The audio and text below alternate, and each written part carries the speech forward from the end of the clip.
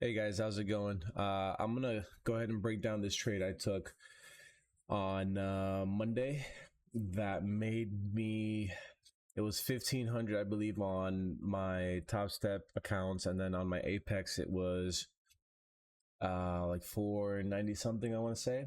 If you go to my TradeZilla, you can actually let me make sure it's on the month. So I made 3,300 off these trades. I'm pretty sure. Let me just go to one.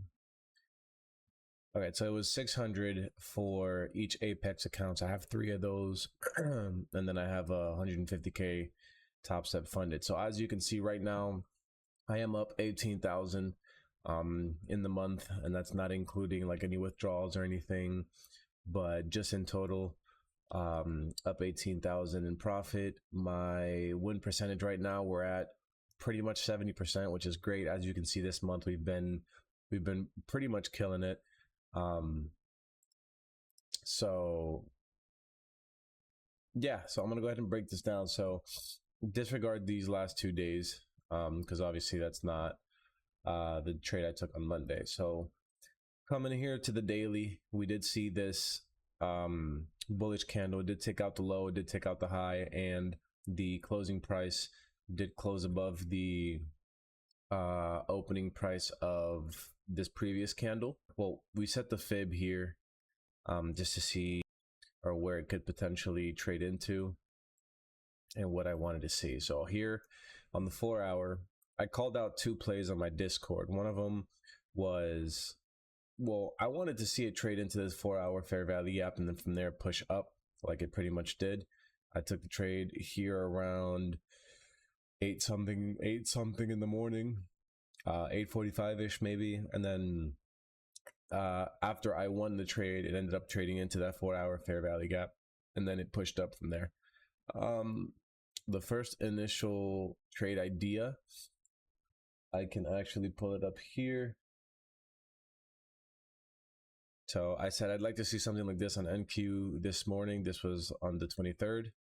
And if we pull it up, obviously we had swept liquidity here, and I wanted it to sweep these lows for it to then break structure, form some sort of fair value gap, order block, and then we trade up higher from there.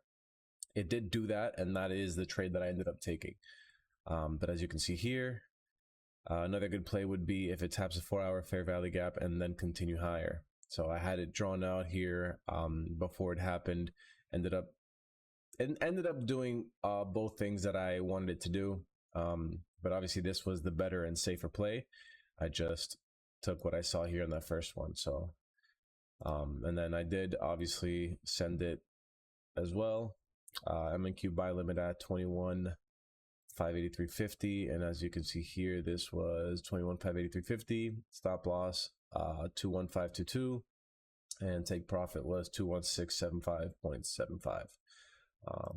I can turn on the chart executions so you guys can see on the 15-minute. First off, we had swept these lows here, boom, but I wanted these lows to be swept in order for us to continue going higher, unless it were to sweep these lows, which I thought it was going to do. I thought it was going to sweep these lows and continue into this fair value gap, but it swept these lows here with this candle. It traded kind of around it for a little bit, and then on the 5-minute, I saw this small break of structure here. It was very tiny, but I saw this break of structure here, label that BOS. After that break of structure, price left a fair value gap on the 5-minute right here, as well as this 5-minute order block. My entry was on the 5-minute fair value gap right here. As you can see, it pretty much tapped it and respected it perfectly, traded up all the way up here. Now, this is the funny part. So we were, let me see if I can't even, okay, so we were 2.25 ticks away from TP, right? Mind you, this was Monday the 23rd, last week and a half of trading for the year.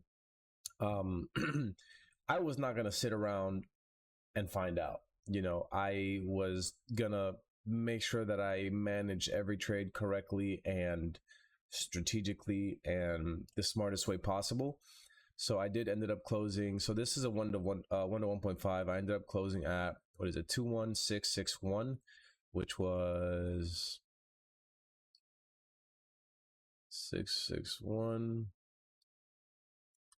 which was a little bit over a 1 to 2. Now, I was expecting these highs to be taken, right, which was my initial take profit.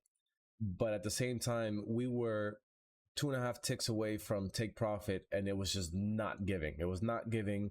Traded all the way back down here, ended up closing here. So I closed it out here as it was coming back down. I said, you know what, I'm not going to get greedy. 2.5 ticks away, damn near take profit. You might as well say it hit take profit. So I'm closing it out. And I did mention here in the Discord group as well, closed out 1 tick shy of TP, taking whatever profits I can this month. LOL, I'm not playing around. So yeah, was not gonna fuck around and find out. I'm taking what I can. I'm protecting my profits. I'm protecting my trade. The initial trade idea itself was correct. Both trade ideas, just one played out more than the other, of course, but a win is a win. So we close it out at a 1.26, and it was a total of 3,347 in profit between all 4 accounts. I can withdraw on my top step. I've already made $200 or more for 5 days, but obviously the balance is just not worth a withdrawal right now. I wouldn't want to put my account at, you know, a lesser I guess amount for breathing room wise. I'd rather just keep it here, keep compounding that, and once I get to a big enough amount, then I would withdraw. That way the withdrawal could be a lot better, you know. For my Apex accounts, let me actually sign in here. For my Apex accounts, it's a little bit, so I've had trouble with the 30% consistency rule. I've gotten 2 payouts denied because of it. I wasn't really too sure on how exactly it worked, but I am clear on it now. So as you can see here, P&L 6,400, 6,400, 6,600, balance 56, 56, 56.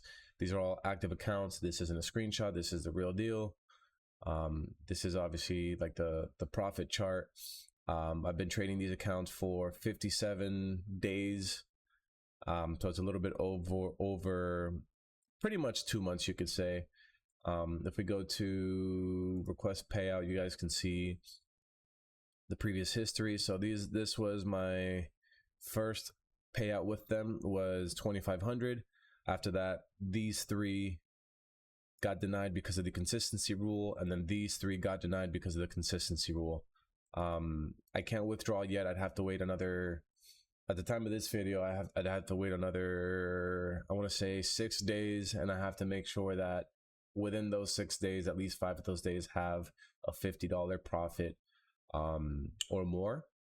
So hopefully by the 31st of this month, I'll be eligible to request a withdrawal from these accounts, because I mean, $6,000 in each account right now, and I can only withdraw, obviously they cap you at 2,000, so I can only withdraw 2,000. So it would be a $6,000 withdrawal.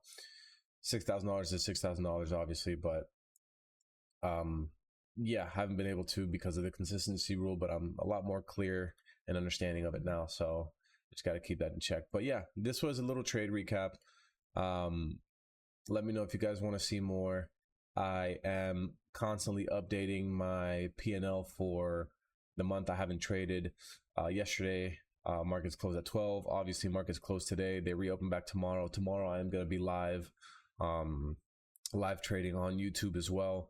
Tomorrow will be my last trading day of the week, if not Friday. And then the last trading day of the month or of the year for me would be Monday. Monday would be my last trading day. I have tweaked kind of my strategy and the days that I do trade. So I'm not trading. I try not to trade Fridays. Sometimes if I see a good setup, I'll take it. But I'm not trading Tuesdays anymore. It's going to be strictly Monday, Wednesdays, Thursdays, and sometimes Fridays if I see the setup. I don't rush any trades on Friday. As you can see, I haven't traded this one. I didn't trade this one. I did trade this one, and it worked out in my favor. But yeah, so Monday, Wednesdays, Thursdays are my most profitable days according to my my charts and my history for these funded accounts I've been trading. Not these specifically, but the ones prior as well, and some back testing data. So this is gonna be the end of the video. Let me know if you guys liked it. Let me know if you guys want more trade recaps and kind of updates on my P&L for the month. And yeah, peace.